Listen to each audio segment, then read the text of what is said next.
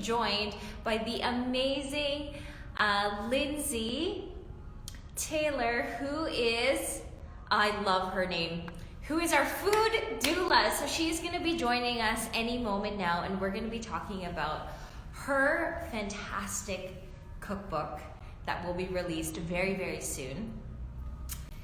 And we're going to talk about so many other things as well. So stay tuned. Make sure that you jump on, because Lindsay will be joining us any moment now. And Lindsay is going to be talking to us about our collaboration in our fantastic reward for our fundraiser that's happening right now. If you haven't checked it out, check out our fundraiser. It's on the iFund Women platform, and just go to iFundWomen/Healing Mama Co. So we are going to be joined very, very soon. In 3, 2, 1. Yes, Angela, I know we got kicked off. I just added a post. But yes, we're going to do it again, Angela. Thank you. Hi, Lindsay. Welcome to Parent Shower Week. Okay, Lindsay's going to be on live. It's going to work. It's going to work. Hello. Thank you for having me. There it is. All right. Oh, thank you so much. So we had, I don't know, Instagram just kicked us off of our live. Literally like 2-3 minutes before we were going to be done. It just went, boop, disappeared. Oh, shoot. I saw that. I joined and I thought I was bad luck. Immediately shut down. Not at all. Not at all. So yes, thank you so much for joining us for our very, very first Parent Shower Week. Woohoo! Final day at home.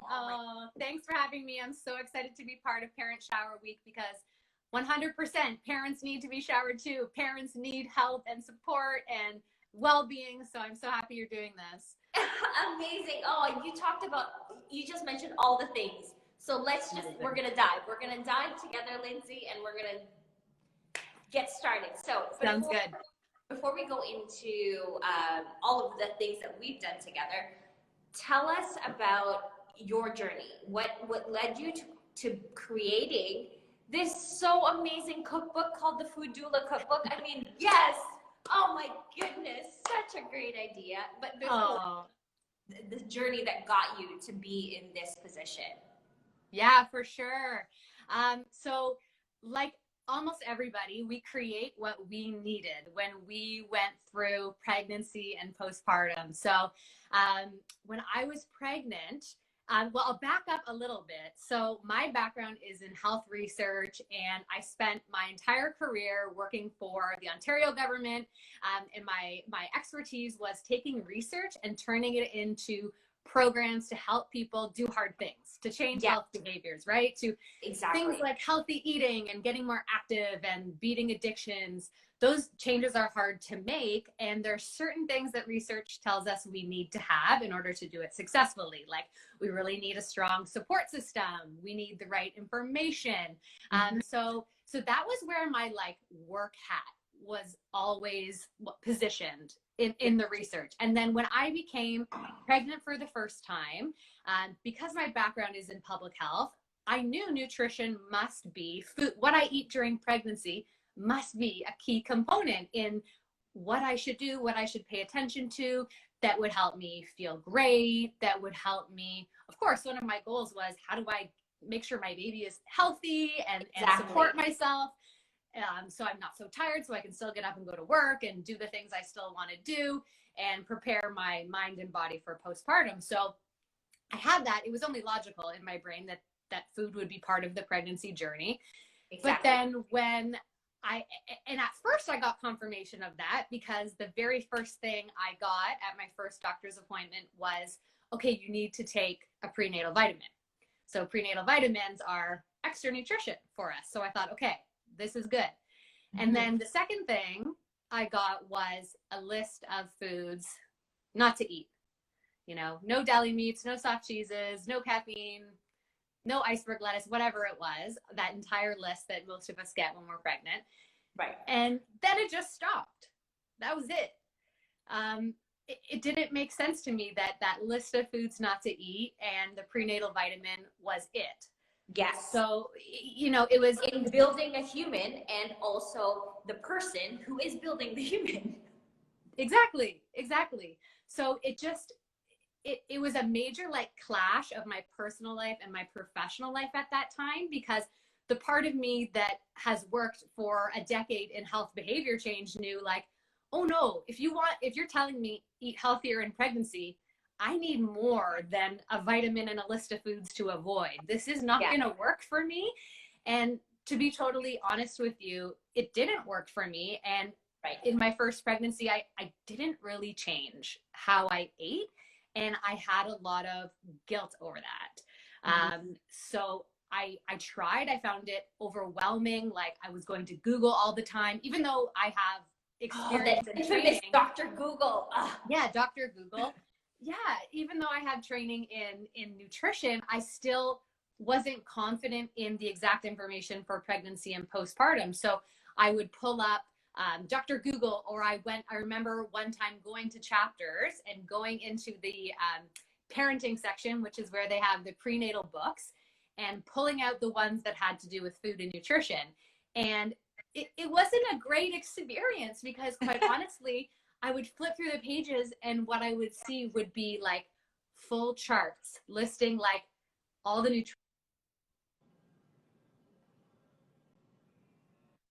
There, you're back. Yeah, okay. I'm like, back. Sorry. Full charts. Okay, start from there. Full charts. Okay, so the books that I found had full charts of like nutrients and labels. So here's iron, here's magnesium, here's zinc, here's protein, here's how much you need per day, here's some of the foods. And it was like, no, this is not usable for me. This doesn't help me. At the grocery store, when I'm like literally wondering what foods to put in my cart and what ones to leave on the shelves, and at home when I have to cook for myself, like that is where I need the support, because that's my real life.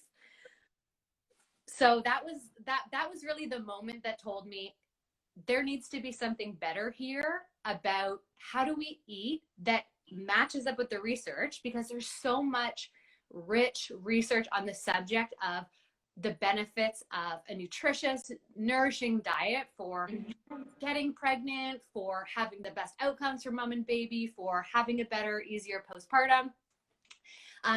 The research is there, but it's not being translated into practice. And the application of it doesn't fully exist yet in the world.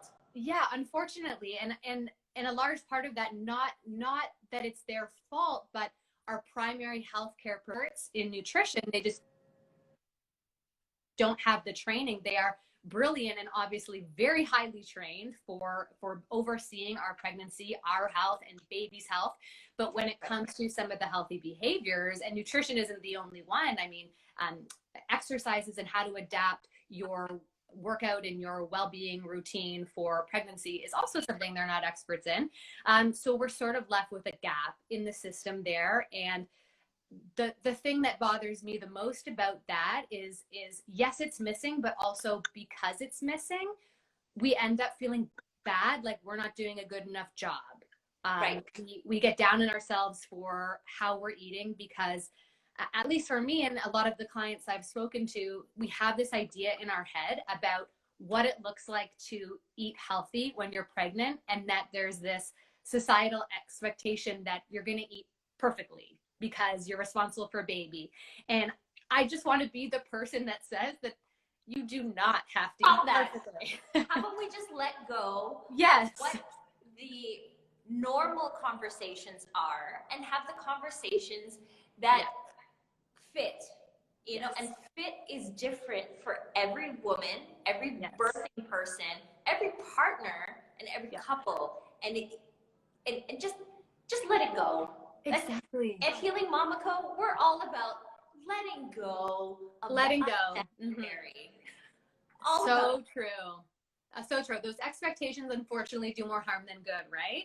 Yeah. So I really wanted to be part of the conversation of there is no perfect, there is no one size fits all. You're not doing a bad job. You don't need to feel guilty. And guess what? You are already perfect. You got here. So how about we just build on what perfect is for you? Totally. Absolutely. Absolutely. So true. Yes. Oh, we just had a great question come in about how do cultures around the world handle the topic of food and nutrition.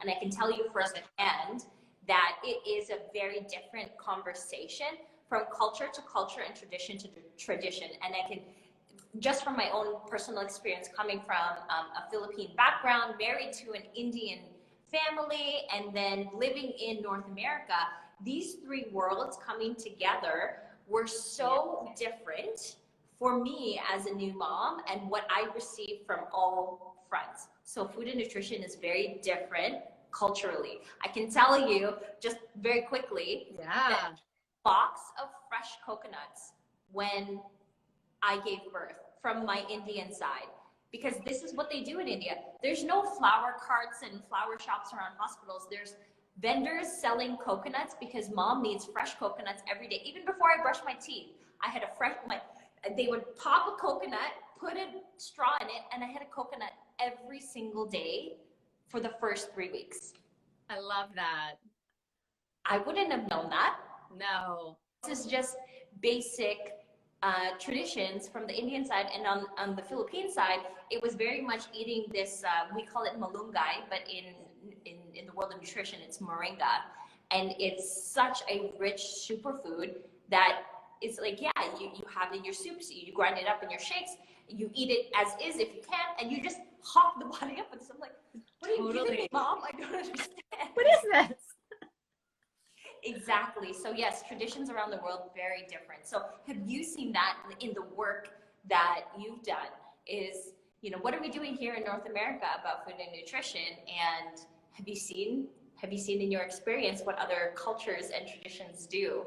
Yeah, absolutely. I love that you shared your experience, because you have that very exposure, like where you gave birth and what your family said you needed. And it's actually so fascinating. I love this topic because, yeah, it sort of opens our eyes to we get very focused on the rules, right? The rules of what we can and can't eat in pregnancy. And when we start to hear about how other cultures and in other countries around the world deal with it, we realize, oh, maybe these actually aren't hard and fast rules. And the two times we see this the most is for the do not eat list, things that are on our do not eat list, for instance, like raw fish and sushi. Elsewhere in the world, that's not on the do not eat list, and that's in fact encouraged. Not on the list. No, in Japan, it's definitely not on the list. So, you know, it's mind blowing to see that. So that's great in terms of our perspective and in terms of understanding that those rules we think we have are a product of, in one part, where we live. And so broadening that can help us have a more comprehensive understanding of what our body needs. And the second part that we see this a lot is in postpartum healing traditions. Exactly like you described with the coconut and with the moringa. All over the world, different cultures have always valued recovery and healing for the new mother. And always, it's one of the things that we need to listen to the most. We have all this, you know, scientific research telling us what nutrients the postpartum body needs, but just as wise as that research is these wisdom from traditions, from the cultural aspect. Ancient science that modern science is finally catching up to. And that's something that we don't want to ignore. We don't want to ignore that ancient science is wisdom that's been passed on for centuries before modern science even came into existence. Exactly. So the fascinating thing about that I looked into when I was writing the book, because in the book, I have a massive section on postpartum because, you know, as a mom and a postpartum doula, I was very, it was so important to me that this wasn't a chapter that was just like, oh, baby's here, good luck, bye. You know, that's not the point I wanted to make with the cookbook. And again, when I was like sitting in chapters that day for my own pregnancy, like wondering what I should eat, I kept seeing the same trend. As soon as the book got to their, you know, quote unquote postpartum section, it was like how to lose weight and how to eat for breastfeeding. And I was just like, full no, we're not doing that. Stop. Full stop. Full stop. Exactly. So one of the things I wanted to think about and to take into consideration were those healing traditions. And something that you find when you look at some of those healing traditions from different cultures around the world is that there are, because it's fascinating and it's true knowledge, there are similarities that you see where even though they're expressed differently in different foods and in different combinations of meals put together, there are a few categories they all fit into, which are things like warming foods and broth-based foods. Yes. And Yes, that's everywhere. It's everywhere. It's everywhere. No matter what that soup or stew or congee or whatever it is, like it's soft cooked vegetables and meat and broth for that hydration, and the foods that are in it are very often high protein, high iron, and surprise, surprise, those are the nutrients a body that just gave birth actually really needs to heal tissues that were damaged. Because let's face it, tissues get damaged in birth. Yes, and it is trauma. Your body it's trauma, yeah, on trauma, and now with any trauma needs the proper recovery plan. Yes, exactly. So our body needs certain things like that soft cooked meals, like the broth based. We need water, we need hydration in order to heal, in order to produce breast milk. So that was really, really interesting to me. So I love that we got that question, because we can learn so much from hearing about how different cultures treat the new mother and what sort of foods are recommended, and not just because of science, but because of this is how it's always done, and there's actually a reason for that.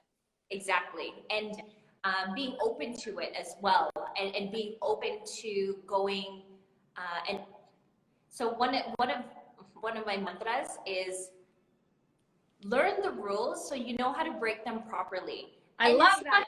It's not to be rogue or to be a rebel, but it's to be able to be open to the possibilities that also exist outside of the rules. I love that so much. Yeah. As a lifelong rule breaker, I really, really appreciate that mantra. I can share all of them with you. I have a total of 19 that were gifted to me back in 2008, and I've gone around the world and we've given out 150 of them. It's so funny that that's come out now. It's interesting. Yeah. I love that. Oh, I love it so much. One day we'll share it. Yeah, for sure. Yeah. So I wanna touch on your cookbook specifically. First, when is it available when does it hit the shelves? Tell us that first. Is when does the Food Doula Cookbook hit shelves? Yes, my baby, my book baby is going to be born on April the 3rd of this year. So yes. So exciting. Yeah, so it's coming so soon. So it is hitting shelves. Yes, there it is. You can see it, job. It's hitting shelves, so it'll be available, of course, on Amazon, on Indigo. You can order it now. I have the link in my Instagram bio. So we're doing pre-orders now, so you can definitely reserve your copy, but it will be on the shelves or at your front door waiting for you on April the 3rd. And I reached out to Lindsay when we were setting up our fundraising campaign, because Healing Mama is going through a lot of changes right now, and we need your support to keep doing the work that we're doing. So I asked her, we love your cookbook. We can't wait for it to hit the shelves. Can we include it in our fundraiser? So we have come together to create this amazing reward. This is the first time we're unveiling it publicly. And the reward is called Energize, Nourish, and Prepare. And so by purchasing the reward that you can only find on our Healing Mama fundraiser page, which is on the I Fund Women platform. So we're not on Kickstarter, we're not on Indiegogo, we're on a platform made for women. You will be able to get access to Lindsay's book, The Food Doula, which we're gonna try and see if we can get some early copies. If we can, April 3rd, it will be in your door. But other than that, you will get your Food Doula Cookbook for this reward, and we partnered it with our D-Day Energizing Bundle. This bundle has all of your go-to must-haves to keep you and your birthing partner hydrated, nourished, and energized during childbirth. And you can take all of this in a handy bag into your labor. So you will be armed with the Food Doula Cookbook, your D-Day Energizing drink, so you'll be prepared for your childbirth, new parenthood, and postpartum journey. So, yay, yes, thank you so much, Lindsay. Yes. So Everybody grateful. needs it. Yes, we're so grateful that you've rallied behind us to help us create this reward. So go buy the reward or pre-list and get your name in the cookbook's waiting list and have it delivered to your door on either early if we can or yes. It's absolutely my hope that anyone who supports Healing Mama Co.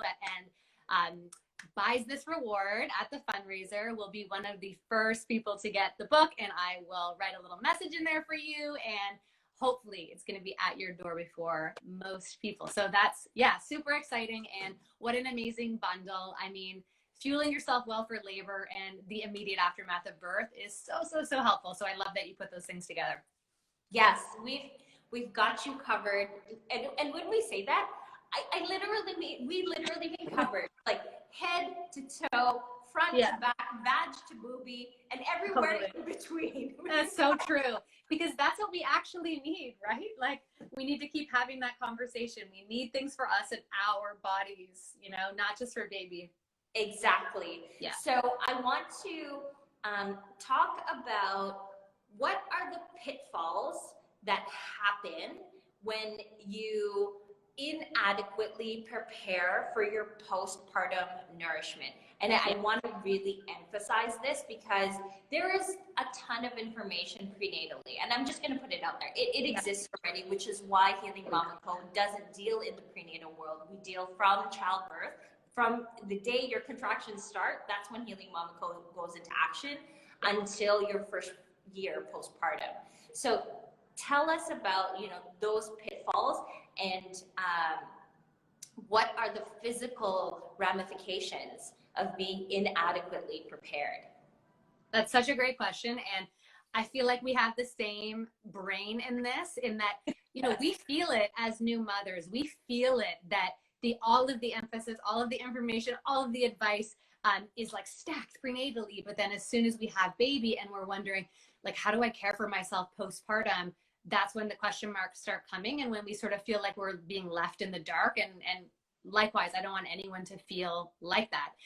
So for postpartum, when it comes to food and nutrition, there's a very interesting topic that is getting a lot of attention in the research. And then when we read about it as new mothers, things just click. And that is called postpartum nutrient depletion. And so what that means is that by the time baby comes, you as the new mother or birthing person are left in a nutrient depletive state. And the reason for that is that pregnancy is very expensive nutrition wise. The placenta, that organ that you grew out of nowhere, its job is to preferentially grab the nutrients from the food that you're eating and from what you have stored up all over your body from previous to pregnancy, for like the years that you were eating well. It all counts, and the placenta is able to pull those nutrients and give them to baby preferentially, which is awesome. That's what we want when we're growing a baby. We're like, yes, I just want baby to get what they need. So it makes us feel great, but actually it makes us feel awful on the other end of when baby's actually here. And the reason for that is when all those nutrients have been taken in such huge supply to grow baby, there's not much left for the new mom. And the way that it feels, the way if you have postpartum nutrient depletion, resembles how we think postpartum just is. So the signs and symptoms are things like extreme fatigue and exhaustion, difficulty with sleep and falling asleep, a foggy brain, irritability, and mood instability. So you see that these things really, really closely mirror some of the things we take as, just life as a newborn, with a newborn and being a new parent, which is totally true. But both things are at play, unfortunately, and one might be masking the other. Yes.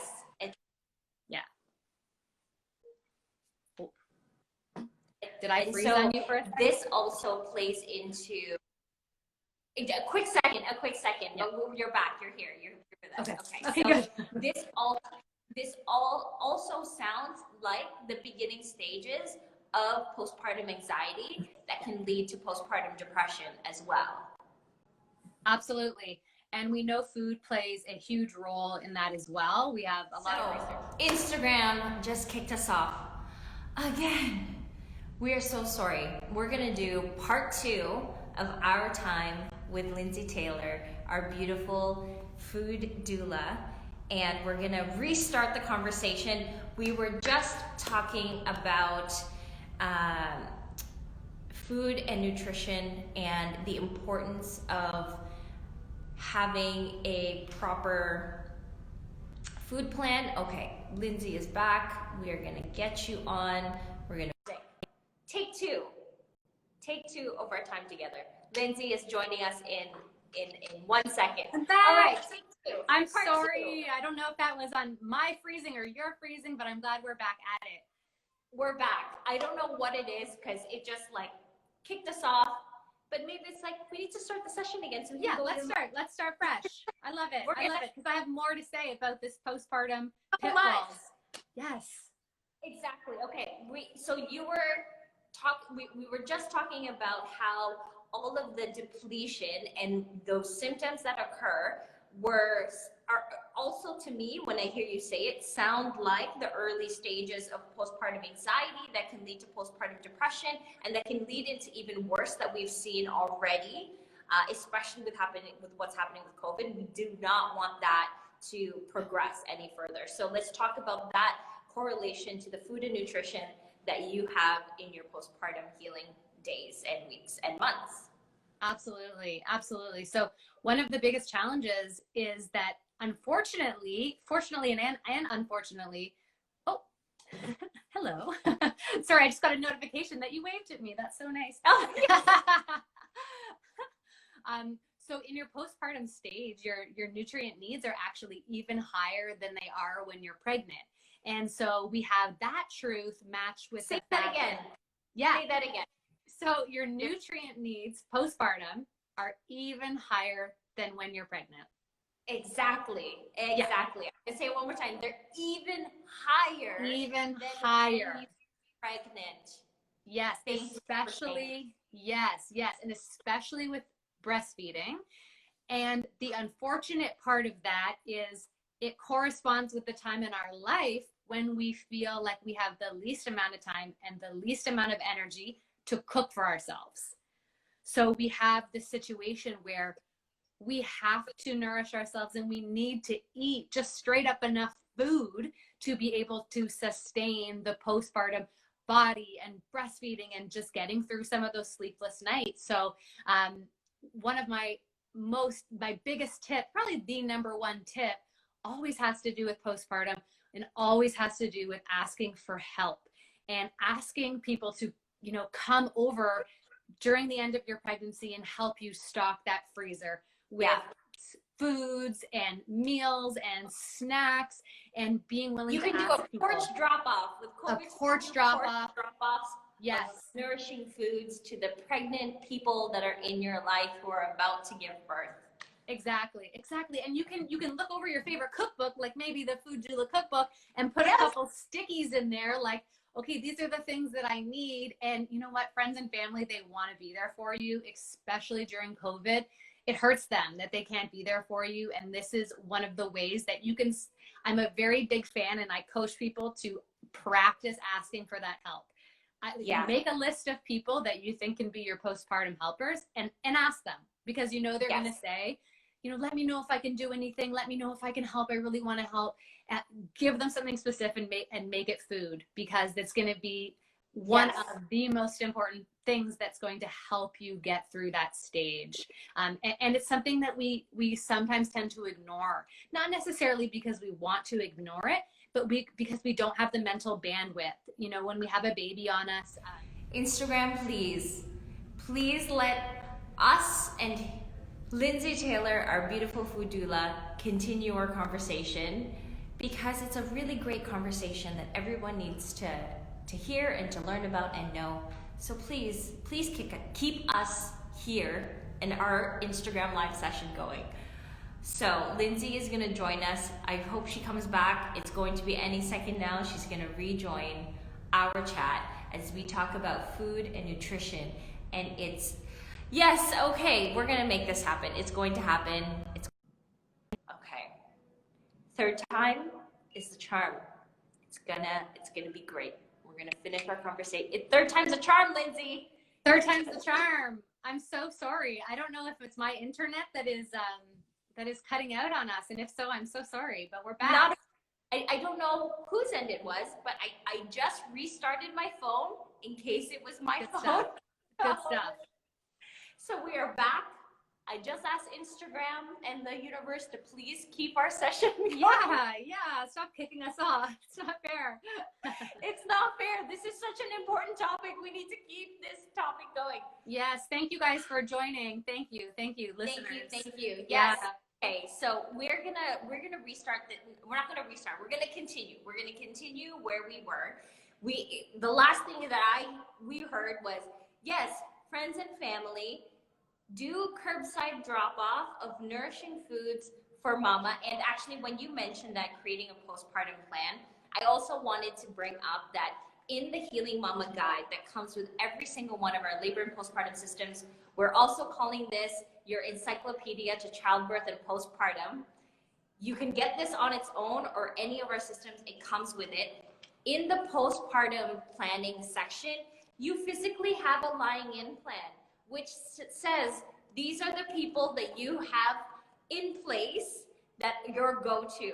The ones that will go to the grocery store, the ones that will buy the things that you're craving for the most, and the ones that you can call at 3 o'clock in the morning to help get you through a moment that maybe you and your partner just can't figure out. So that's all here in your lying in section, which is what we're calling the fourth trimester planning. And we actually work and got this from one of our brand partners, Earth Mama. So it's included in there. So talk to us about that preparation and how important it is.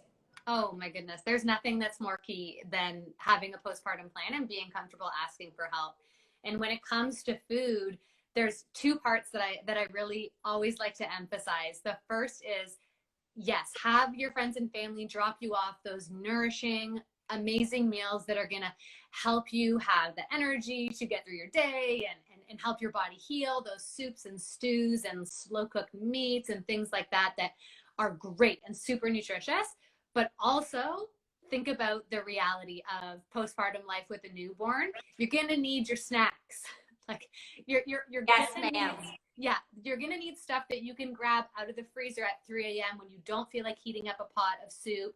You're going to need it when you're in the middle of maybe like baby's been crying for an hour and you haven't eaten in 4 hours. You need to just grab something that works right away with zero prep, zero time.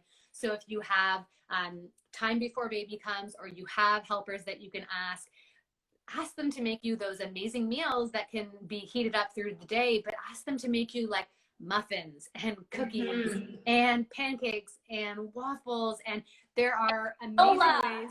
Yeah, all of those things. Yeah, and you can make them super nutritious if you want. Like if you could use high protein flours like chickpea flour or almond flour and stuff some veggies in there, they can still be a great source of nutrition, but they're also what you need for your real life. So we really need both things, our postpartum amazing healing foods, but also we need those snacks that we can pull out of the freezer any time of day. We just need food. We need calories. Yeah. Ideally things you can do with one hand. One hand go-to. Exactly. Yes. We need our one-handed snacks. It is so, so key. And you find it out really, really fast that you need one-handed snacks. Yes. And things that, your partner is comfortable preparing. I mean, if you have a partner who is a whiz in the kitchen, bravo. Exactly. Bravo. Two thumbs but up. Not all partners have that comfort and have that kind of, skill. Exactly. Not everybody does. Yeah. Yes. So can we talk about partners and how partners can approach their own nourishment? Because partners take on a lot. Though they weren't the ones who gave the birth, they're the ones who are around for everything else. And so keeping in mind the nourishment for the birthing person, the new mom, and also the nourishment for the birthing partner, because there's burnout on a partner side. There's different levels of stress and anxiety that occurs for a partner. And so what are the things that partners can do to keep themselves going without getting to that wall or that burnout or that I can't do it anymore? Yeah, that's a great question. Partners are so key. They're so key. They're so key to the equation here. And some of the same tips that work for the birthing person work for the partner. And that's two things. One is, don't be afraid to go to your usual go-tos. It's not the time to really stress yourself out with new recipes. Like, take some time and jot down, just because, you know, you get brain fog when you're the partner, just like you get brain fog when you're the birthing person. Before baby comes, a great exercise is to write down, like, what are the 10 meals that you all like and that you're comfortable making in the kitchen, that you can grab when you're online groceries. The ingredients are always there, or they're always in your pantry.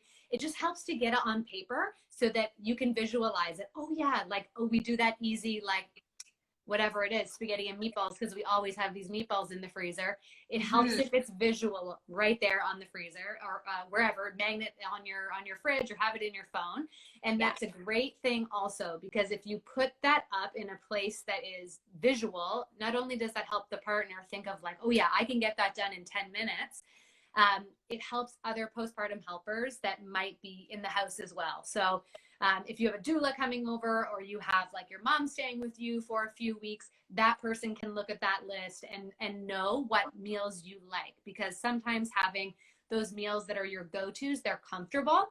Yes. And for both partners post-birth, we need those things in our life that make us feel sort of anchored to our life, even though it's changed a lot, and that provide that comfort of something familiar. So that's one thing I would say for the partner to do to make it feel a little more in control, like you can still eat and you don't need to burn out. And the second thing is to think through what types of meals do you make that are really high protein, because and with that great fat, because we need to feed the brain for everybody, so that we can cope. Because at the end of the day, we all need to cope. We have activities of daily living that don't stop. We're trying to care for a person that gave birth and a newborn. So potentially older siblings or older children. Older siblings, exactly. Work responsibilities, child responsibilities. It really adds up. And to help prevent that mental fogginess and that burnout, try and have protein and fat in every meal. And it could be as simple as, honestly, like cooking some bacon once a week, and then, like, putting bacon on what you're eating, doing a nice drizzle of olive oil on there, having whatever your favorite nut or seed is, and just sprinkling it on afterward. It doesn't really have to be something that takes a lot of prep work. It can be, finish this meal, even if it's something super easy like grilled cheese. Can you put some avocado on that as well, on that grilled cheese? Can you maybe put a fried egg beside it? How can we get ourselves some of that great protein and fat that's going to help our brains and help us with our sleep and with our energy, because we really need it when we're the partner as well. Exactly. Can we go back to, so we got a good question.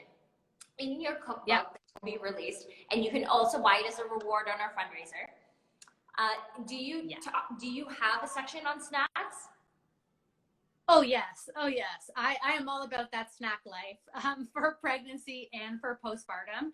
Yeah, that it's something that I learned when I went through my postpartum journeys, and when my friends did as well. It feels like I'm a bad nutritionist, but I'm all about the snacks. So yeah, I have tons of snacks for postpartum that you can eat with one hand. And all of the recipes that I wrote for the cookbook do have ways, really easy ways, to make sure that they have great sources of protein and fat and fiber, which is really what you need to keep that blood sugar balanced, which is what's going to help you feel better and stay full between meals and snacks, and keep you at an even keel. So yes, there are so many snacks in the recipe book, in the cookbook. Perfect. Amazing. And yes, I'm 2.5 years postpartum, and I'm all about that one-handed snack go-to. So yes, Mama, we had someone comment that they're 4 years postpartum, and having one-handed snacks and go-tos is a real thing in not just postpartum, but just in parenthood in general. Yeah. Yeah, it's one of the best things that you can have that serve you and serve your family, because even if you're not immediately postpartum and you are 4 years postpartum, it's still a lot managing your responsibilities and a small child, and everybody needs something they can just grab that's both easy and is nourishing and is going to give you the nutrition you need to feel at your best, like for you and for your children. So yes, yeah, it'd be great for a 4-year-old as well. All of the recipes in the cookbook, the words that I write are about how this fuels you for pregnancy and postpartum, but the food itself is simple, nourishing, at-home food for everybody in your family. Whole family, exactly. Yeah. Or the whole family. Everybody involved in the process can benefit from all of the food and nutrition and recipes and snacks and go-to that Lindsay has put into her book, which is not only emphasizing prenatal nutrition, also emphasizing the postpartum nutrition. Yeah. So I'm going to also take this time to officially welcome Lindsay Taylor into the Healing Mama panel of healthcare and wellness experts. So in our 6th edition of the Healing Mama Guide, it's so hard to believe we're already in the 6th edition and the company is all of like 5 months old.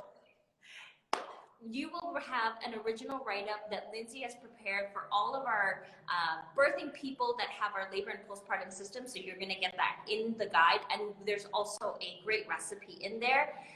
And you'll be able to see Lindsay in our Meet Our Experts page that you'll see in the Healing Mama home. So welcome, Lindsay. We're so excited to have you a part of the Healing Mama panel of experts.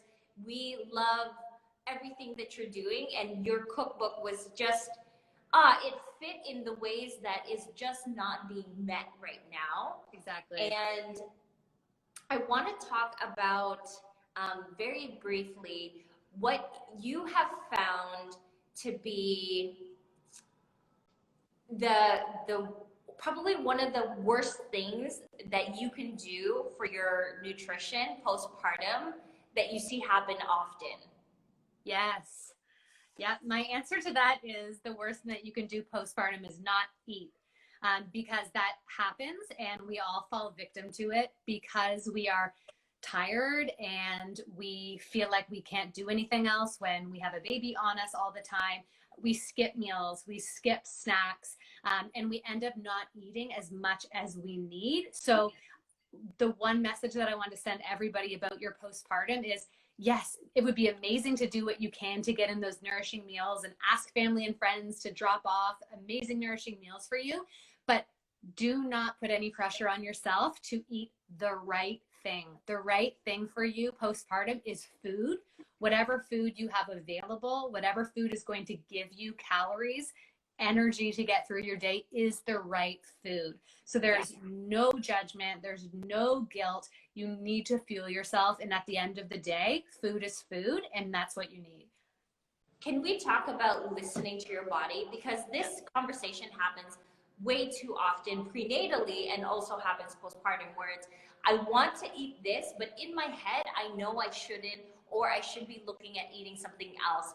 Because there is a direct impact of denying what your body is telling you that it wants, and you forcing yourself to do something that your body is directly telling you it doesn't want it. It wants this. Can you share about that? Yeah, absolutely. So my food philosophy is eat the food you love and the food that makes you love how you feel. And so the only foods that you should restrict from your diet are the ones that you know because you've listened to your body and it's told you these don't work for me. So foods that after you eat them, you have like a foggy brain or really bad indigestion, or you know you have food sensitivities or allergies to, your body speaks to you and will send you those messages. And maybe those foods don't fit in your way of eating and they fit in somebody else's. But in terms of outside external influences telling you what foods shouldn't be on your plate, it's a practice to sort of tune those out because it's not our fault that we feel those external influences. We were sort of brought up in a society that put those on us. Right. So I really recommend listening to your hunger cues, listening and practicing that intuitive eating and thinking through, like, when you have that thought, or when you go and reach for something in the fridge and you have that thought that says, oh, you're not supposed to eat that, take a minute and sit with it and ask yourself, why? Where's that coming from? Like, what's coming up for me? Yeah, who's telling me this? Is like, what's coming up for me is a feeling of guilt because I do want to reach for that cookie that I have in the cupboard, and I'm telling myself no. Is that really a no, or where's that coming from and why?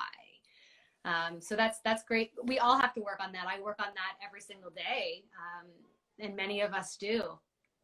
Oh yeah, I am all for eating the food that your body wants and being mindful of how it reacts. That's it, how your body reacts to it. Because those, I went along, so I'm just gonna, I don't know if you actually had this conversation, but I did mention it in your write-up, that could you give us vegetarian options? Because my husband and I actually became vegetarians before before I got pregnant, and that wasn't, it wasn't necessarily a let's go become vegetarian.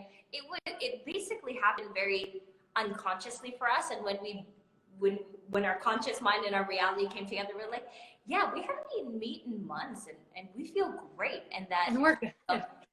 And it, we don't feel bloated. Like, wow, we don't have that feeling that we always used to have. Yeah. And I remember when I became pregnant, my body craved. We became pregnant when we were in the Philippines, when we were traveling the world. So we didn't have access to all of the nutritious, vegetarian, high protein options that exist in many other places. Because in the small little island we didn't have much. So I remember when I first became pregnant that I just needed meat. Like it wasn't necessarily meat, but my body just said, you are gonna go get chicken right now, even though you're a vegetarian, just go do it. And I told my husband, we're gonna go to our favorite spot and I'm gonna eat whatever I want. We need to go right now. Yeah. And that is okay. That is totally. That's okay. Even and I just mentioned we became vegetarian like maybe 6 months before this. I got pregnant. It's like, no, you're gonna put that aside and you're gonna go and eat what your body needs, because the diet you have right now is not fitting what your body needs. Yeah, your body is so wise, and I love that you've listened to that. Our body will tell us, and very often that happens all the time. It's not just like, oh, this weird craving, like your body knows. And very, very often women who are vegetarian or even vegan, when they're pregnant, they get cues from their body telling them, making them crave, like, oh man, I want like a burger. Like, that's so weird. I haven't eaten meat in 7 years, but your body is sending you these messages. And, it's so hard to prove that with research, but anecdotally, a lot of women have shared that they had this experience and they gave their body what they needed. And it probably is our body sending us these signals about, like, you need X nutrient, and how they do it is by making you crave a certain food that's going to give you that. And women get it with dairy a lot too. Yes. Yeah. That was interesting. And that exactly what you mentioned, the wisdom and intelligence that exists in your body is far beyond the capacity of your mind. So just listen, let your body take the lead and be completely in the world of trust when it comes to that, and that it's okay to have the cookie. It's totally okay. It's totally okay. Have the bag of chips, and then go have a bottle of water. And it's about finding the ability to be happy with your choices, knowing that that's not an every moment, everyday thing. And if it doesn't give you that happiness, then there is an examination that needs to occur with how you approach food and how you approach the asks of your body. Exactly. Yeah, it's so true. It's so true. And we have a few more minutes, so I will get. We also have technical glitches, so we can go on a little bit longer. So I want to talk about breastfeeding, because this is something that, outside of your body being a completely depleted state postpartum, my husband's best friend told him, fortunately, 6 months before I gave birth, if you think Rowena eats a lot now while she's pregnant, just wait. Wait until she starts breastfeeding, if you guys do breastfeed, and just be prepared. Thank goodness my husband got that advice, because he wasn't necessarily shocked when I said, I just feel empty still, even though the food in front of me is gone. We ate the same amount. I believe I need more. So can you just give me another? So he was able to prepare like 2 to 3 times more food, knowing that even though I didn't ask for more food, I'm probably going to need it after the fact. What a smart partner you have. Well, I have to tell you, Healing Mama Co. was created because of my experience of having a prepared partner, a confident partner, and why we created an entire line for birthing partners, because their role is so integral in the success as a new mom or a new parent who just gave birth. Yeah. So tell us the breastfeeding nutrition that we need to pay attention to and really watch out for when nourishing our bodies and our babies. Yeah, for sure, for sure. So I think people, when we want to breastfeed, we get sometimes overwhelmed about, am I making enough breast milk? Is my supply adequate? And then we go very quickly to, in terms of food and nutrition, in terms of my wheelhouse, we think about what are those lactation boosting foods. So we think about like, okay, I've heard oats are great, and I've heard all these herbs are great. And I'm here to tell you that the most important thing for a breastfeeding diet is calories and water. So being well hydrated, and again, just like with postpartum, eating food, no matter what that food is the best food for your breastfeeding diet in terms of your supply. You need to be fueled for your body to go through the process of producing breast milk. So it's calories more than oats, and it's water more than, fenugreek teas. So that's sort of like how we need to, our baseline to nourish ourselves for breastfeeding. And then the second piece that I find extremely fascinating is that we actually do have some control over the nutrient composition of our breast milk.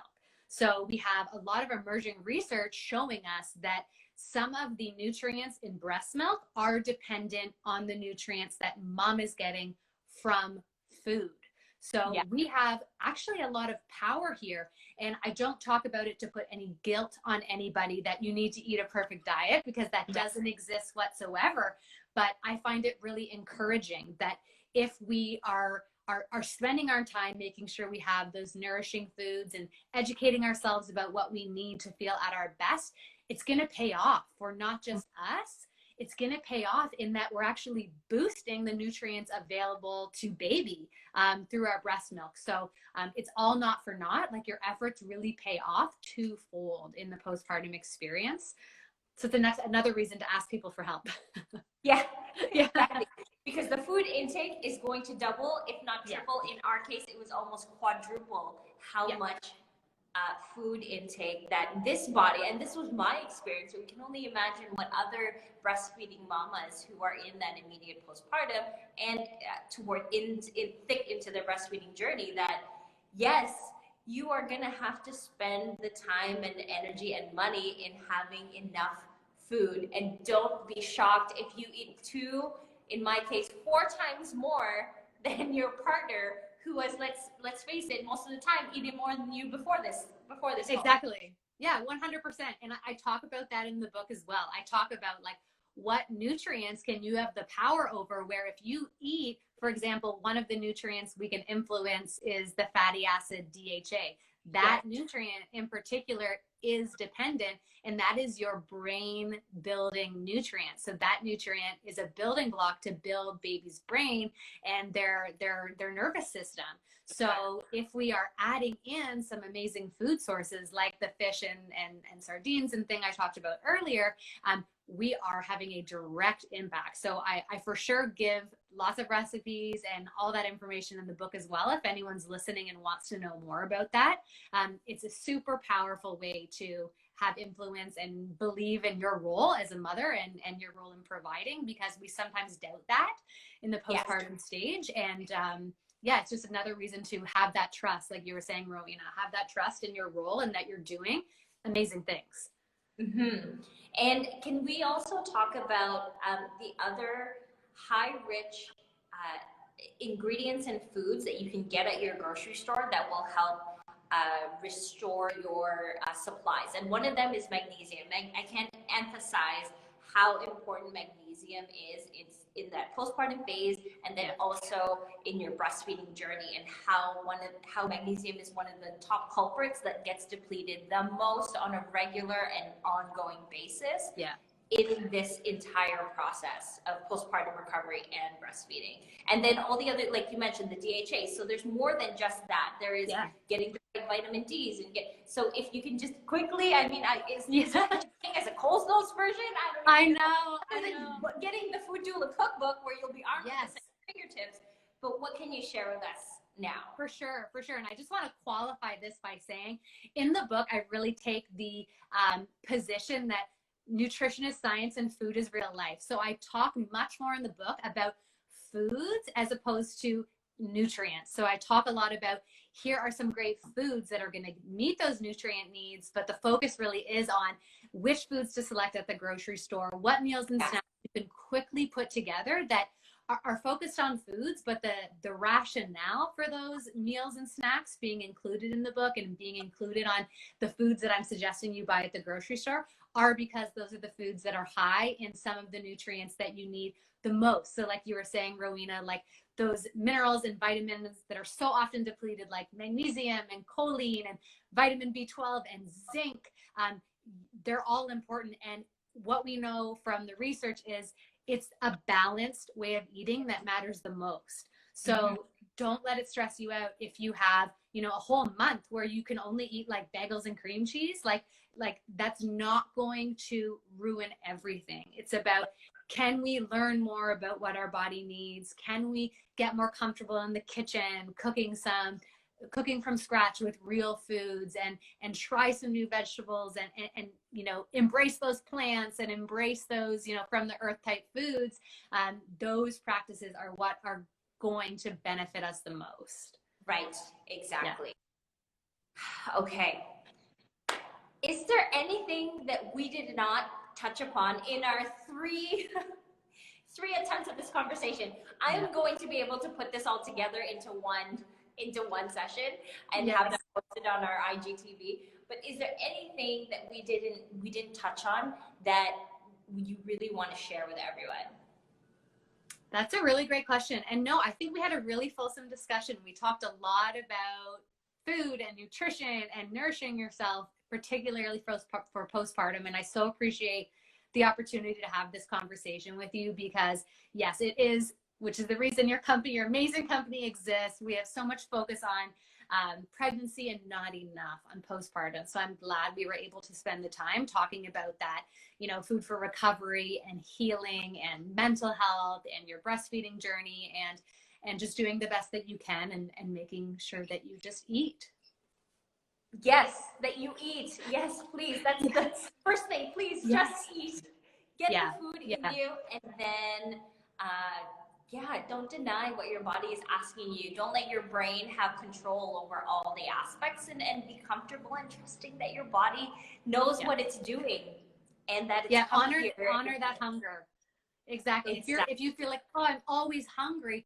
A lot of times my clients will come to me and say, like, I'm always hungry, like it's a problem, right? We reflect on that like it's a bad thing, and it's not a bad thing, and it's normal, and it's part of the process. Your body is actually working that hard, that those hunger signals are coming more often than you're used to. So although it's totally natural to think like, oh, this is so weird, like I'm just so hungry and I just ate that huge meal, we do have to do some reflection there. Like, even though it's different, it's actually okay, and it's great. Yes, and that is a real normal. That's a real normal. That's a real normal, not it's a normal, it's fine, I'll take it, this is just a part of the way that it is. No, that doesn't fall into that category. You constantly feeling hungry, that is actually normal, and listen to it. listen to it. Exactly. Yeah. Listen to it. And it's not forever. Like things do ebb and Yes. flow. Things do, you know, your hunger does regulate. Like things aren't at Okay, we lost you that quick second. yeah, it will come back down and your hunger will look more similar to how it looked earlier, but we're always in a flux of change. Things might never look how they did. Things might change again in 6 months, and that's just part of being human and having our needs change. And exactly. And the whole journey into new parenthood and breastfeeding, if that's the journey that you're on, and making it all come together. And yes, partners are a key role. They are making this all be a successful and thriving moment for everybody. So keeping in mind the nutrition of the partner and all the work they're doing, and then keeping in mind your nutrition and the nutrition you're giving your baby through the food that you're eating. And like you mentioned, science is catching up to it. There is now modern science behind this reality of the impact of the intake and then how it's translated into baby. Exactly. Yeah, it's really exciting. At least for me, as like this food nutrition nerd, it's really exciting that we're finally getting, you know, not to get on a soapbox about women's health research, which traditionally hasn't really existed in any powerful way. Get on that soapbox. We want it. Yes, exactly. And just a very small second of that soapbox, so many of the recommended daily amounts of each nutrient that we need in pregnancy are actually based off research on men and then extrapolated mathematically to figure out how that works for a pregnant person. So it's not 100% solid and it's evolving. Yeah, it's like, we need, especially women's reproductive health and the science around that and pregnancy. We're actually not that far along there, and it's coming and it's evolving, and we need more. So yeah, just keep that in mind when you do see some recommendations and hear conflicting truths. The conflicting truths are often coming from, we made assumptions and now we're figuring out truths. And so that's why I'm very about women being empowered and understanding what their body needs to feel at their best, because we're not given that research, we're not given that information, but we deserve to know it so we can make our own decisions that are best for us without any guilt. And I'm also going to bring this up. Have conversations like this with your grandmothers and your mothers and the other mothers who have gone through this. Talk to people in other cultures if you're comfortable about what are the things that they do to nourish their postpartum bodies, and what do new moms and new parents go through, because there is a ton of unresearched knowledge there. Exactly. That you have maybe right at your fingertips in like a quick dial, like, hey auntie, or hey grandma, what is it that you guys did when you had my mom or you had your babies? Totally. And be open to those conversations, because there could be a lot that you may learn. Oh yeah, there's so much wisdom there, and sometimes we think like, oh yeah, crazy auntie said I have to eat this, but actually, yeah, like if you're open to it and listening to it, maybe that's something you want to incorporate into your healing plan, right? Like let her make it and drop it off for you if she's local. Or send you the recipe and hang on to those recipes, because probably science will catch up with all of that. And then it will be like, oh, my very smart auntie so-and-so, like, this is her recipe. No longer crazy auntie. It's no longer crazy. Exactly. And now it's like a family heirloom recipe, and Exactly. So have all of it at your fingertips. April 3rd, you'll be able to get your hands on the Food Doula Cookbook. You can also get it as one of our rewards during our fundraiser, which we will work on potentially having out sooner, but if not, April 3rd is when it hits shelves. Yeah. So, Lindsay, can you tell us all the ways that anyone can get a hold of you if they have any questions about anything that you have talked about? Absolutely. I'm always open for having conversations. Like, real life conversations. I want to get to know you. I want to help you. That's what it's all about. And there is no one size fits all. So if you're listening to this conversation and you're like, oh, but I have, this going on in my life, or, I don't like those foods you mentioned, like, let's have a conversation about that. You can find me on Instagram, is really the social media channel that I'm, loyal to at this moment.